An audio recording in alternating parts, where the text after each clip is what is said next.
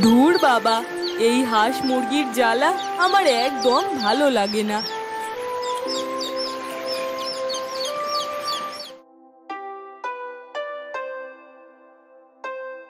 কি রে মা, তাড়াতাড়ি খা, আমাকে তো আবার তাড়াতাড়ি মোড়ল মশাইয়ের বাড়িতে যেতে হবে। খাচ্ছি তো মা, আর কত তাড়াতাড়ি খাবো?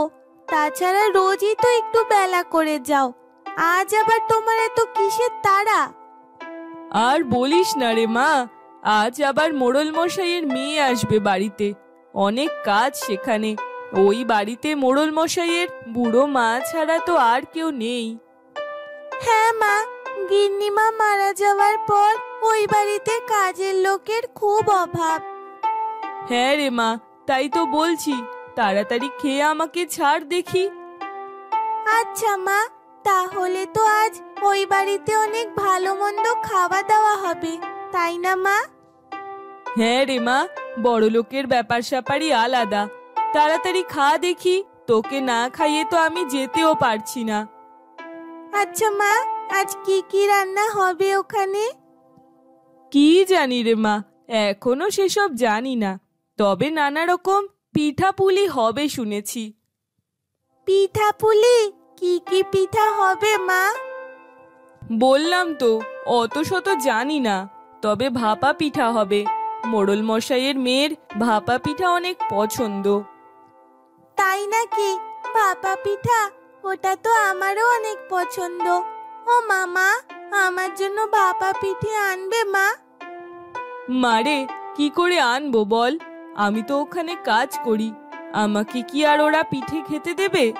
যাগে, তোর তো খাওয়া হয়ে গেছে, যা হাত মুখ ধুয়ে আয়, আমিও কাজগুলো সেরে রওনা হই ওই বাড়ি। এ কথা বলেই জাহানারা কাজ সেরে রওনা হলো মোড়ল মশাইয়ের বাড়িতে।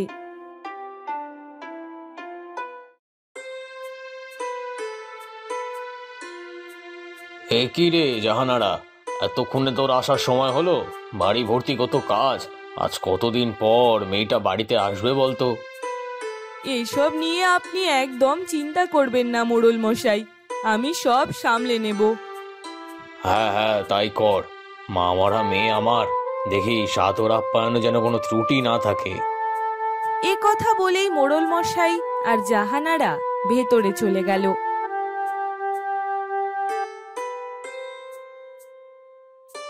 কই রে জাহানারা, এসেছিস? এই তো চাচিমা, চলে এসেছি, এবার শুধু আপনি বলুন কি কি করতে হবে। সেসব পরে হবে খন, যা দেখি আগে ঢেকিতে গিয়ে চালগুলো গুঁড়ো করে আন। আমিও দেখি ছেলেটাকে বলে কাউকে দিয়ে গাছ থেকে নারকেলগুলো পাড়া যায় কিনা। হ্যাঁ চাচিমা, তাই যান, আর হ্যাঁ, বাজার থেকে ভালো পাটালি গুঁড়ো আনাতে হবে। সেসব আমি দেখছি, তুই আগে যা দেখি গিয়ে ঢেকি থেকে চালগুলো গুঁড়ো করে আন। কই রে হারু, কোথায় গেলি? এসব বলেই মোড়ল মশাইয়ের মা বাইরে চলে গেল, আর জাহানারাও ঢেকি ঘরে চলে গেল চাল গুঁড়ো করতে।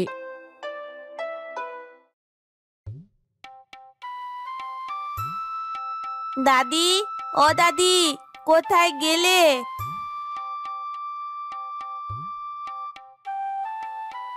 আরে দিদি ভাই, তুই চলে এসেছিস?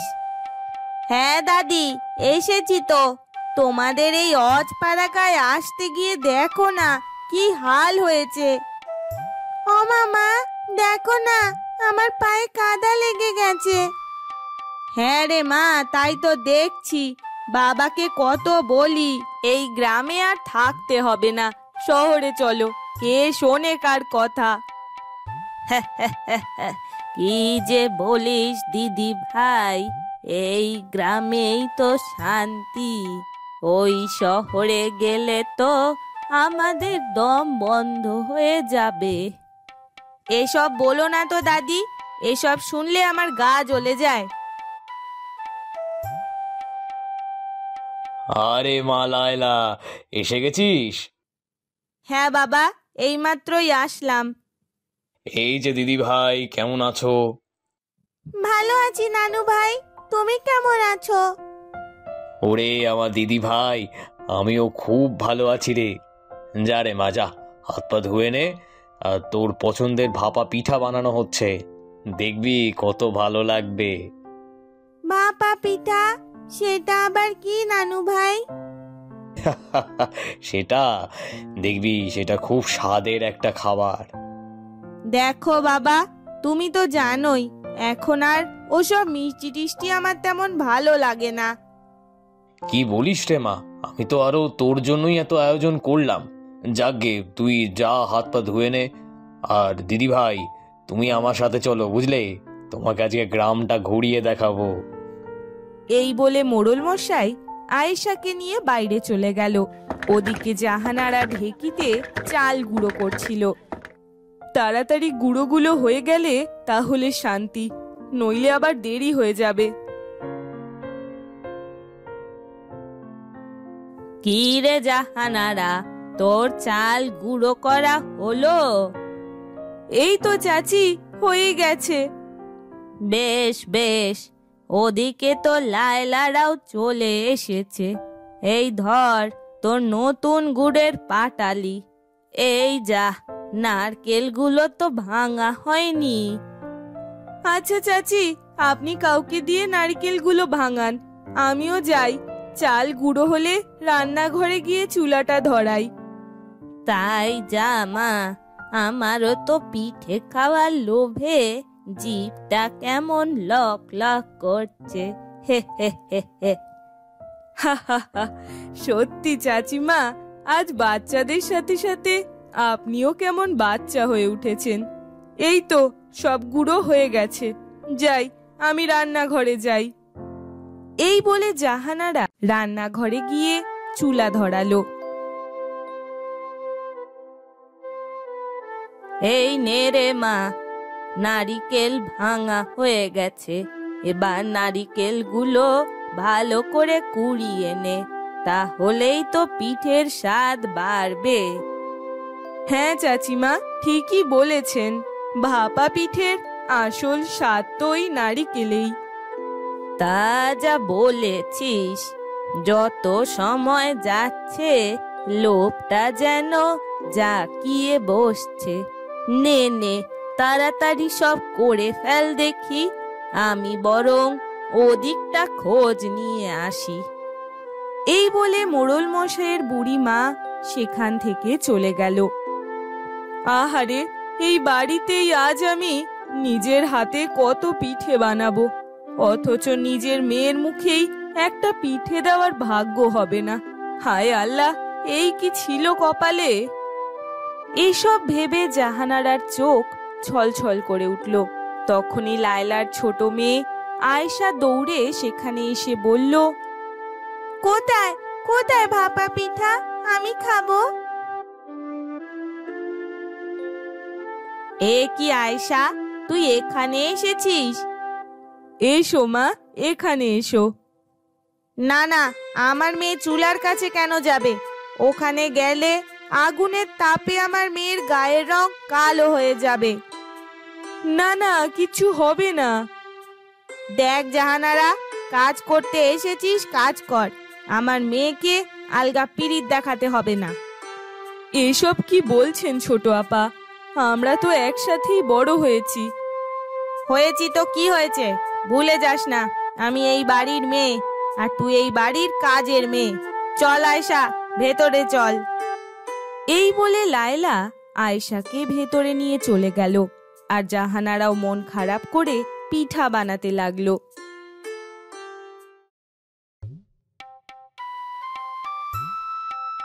আরে আরে জাহানারা, কি করেছিস রে মা? নতুন গুড়ের গন্ধে সারা বাড়ি একেবারে ম ম করছে তো। বোঝাই যাচ্ছে আজ তোর ভাপা পিঠা কত ভালো হয়েছে। কিরে লায়লা, বসে আছিস কেন? খেয়ে দেখ না একটা। সত্যি বাবা, তোমাদের জ্বালায় আর পারি না। বললামই তো এসব মিষ্টি খাবার আমি এখন খাই না। এসব খেলে আমি আবার মোটা হয়ে যাব। ছি দিদি ভাই, এসব বলিস না। তোর বাবা তুই ভালো খাস দেখে কত শখ করে সব জোগাড় করেছে, আর তুই বলছিস খাবো না? থাক মা থাক, ও এখন শহরে থাকে, ওখানকার ব্যাপারই আলাদা। মা খাবে না তাতে কি হয়েছে, আমি তো খাবো। দাও নানু ভাই, আমাকে একটা পিঠা দাও। আমার লক্ষ্মী দিদি ভাই, এই নাও, তোমার যত ইচ্ছে তত খাও। আয়েশা ভাপা পিঠা মুখে দিয়েই বলল, সত্যি নানু ভাই, এত স্বাদের পিঠা আমি কখনো খাইনি। ও মা, একটা খেয়েই দেখো না। এই বলে আয়েশা লায়লাকে একটা পিঠা খাইয়ে দিল। সেটা খেয়ে লায়লা মনে মনে বলল, আরে তাই তো। কি রে দিদি ভাই, কেমন লাগছে? কেমন আবার লাগবে, তোমরা এত কষ্ট করে বানিয়েছো, না খেলে তো মন খারাপ করবে। দে জাহানারা, আমাকে আর কখানা পিঠা দে দেখি। এই নাও ছোট আপা, তোমার যত ইচ্ছা তত খাও। শুধু ওকে দিলেই হবে? তুইও তো অনেক কষ্ট করলি মা, তুইও খা। এই বলে মোড়লের মা জাহানারার দিকে একটা পিঠা এগিয়ে দিল। সেটা দেখে জাহানারা মনে মনে ভাবল, না না, এটা আমি খাবো না। মেয়েটা কত শখ করে ভাপা পিঠা খেতে চাইলো। যাই, আমি বরং এটা বাড়িতে নিয়ে যাই, এটা না হয় মেয়েকেই দেব। কি রে জাহানারা, এত কি ভাবছিস? খা পিঠাটা। না মোড়ল মশাই, অনেক দেরি হয়ে গেছে, এটা না হয় আমি বাড়িতে নিয়ে যাই, ওখানে গিয়েই খাবো। বেশ বেশ, যা ইচ্ছা তাই কর, কাল সকালে আবার তাড়াতাড়ি চলে আসিস। আচ্ছা মোড়ল মশাই, তাহলে আমি এখন আসি। এই বলে জাহানারা সেখান থেকে চলে গেল।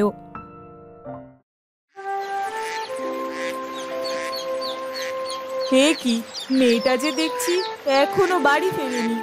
আজ আসুক, ছোটাচ্ছি ওর খেলা। জাহানারা যখন মনে মনে এসব ভাবছিল, তখনই কোদাল হাতে গফুর মিয়া বাড়িতে আসলো। তুমি এসেছো?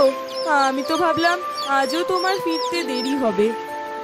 না গো, আজকে তাড়াতাড়ি কাজ শেষ হয়ে গেছে, তাই তো বলছি, তোমার মেয়ে কোথায়, সে ফেরেনি? না গো, তাকে তো কোথাও দেখছি না। যাও, তুমি হাত মুখ ধুয়ে এসো।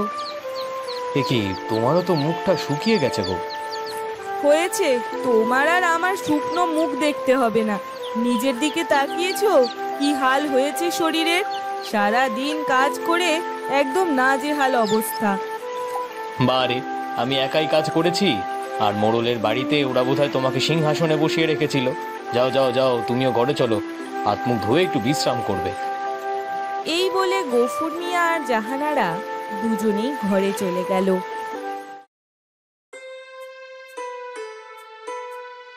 এসেছো হাত মুখ ধুয়ে? এই নাও, ওই বাড়ি থেকে একটা পিঠা এনেছিলাম, অর্ধেকটা তুমি খাও, বাকিটা সাদিয়া এলে ও খাবে। আর তুমি? বারে, আমি কি আর না খেয়ে আছি নাকি? ও বাড়িতে আমি অনেক পিঠা খেয়েছি। শোনো গিন্নি, আমাকে মিথ্যা গল্প শুনিও না। আমি ভালোই জানি ওরা তোমায় কত খাইয়েছে, আমাদেরকে খাওয়াবে বলে যত সব মিথ্যে কথা, তাই না? যাকে, ওই তো অতটুকু পিঠা, তুমি বরঞ্চ ওটা আমাদের সাদিয়া আমার জন্যই তুলে রেখে দাও। সত্যি, তুমি আমার মুখ দেখে সব বুঝে যাও। কম বছর তো হলো না সংসারে। যাকে, যাও, পিঠাটা বরং রান্নাঘরে সাবধানে রেখে এসো, সাদিয়া এলে তখন খেতে দেবে। গফুর মিয়ার কথায় জাহানারা পিঠাটা রান্নাঘরে রেখে এলো।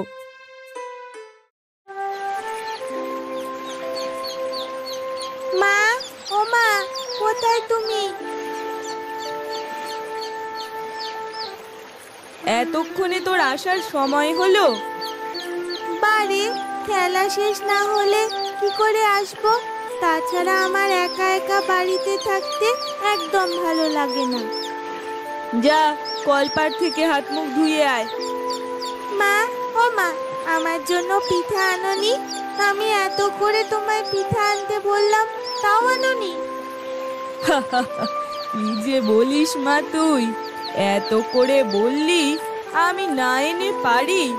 যা, হাত মুখ ধুয়ে রান্নাঘরে গিয়ে দেখ, ওখানেই তোর পিঠা রাখা আছে। সত্যি মা, কি মজা কি মজা। এই বলে সাদিয়া সেখান থেকে চলে গেল।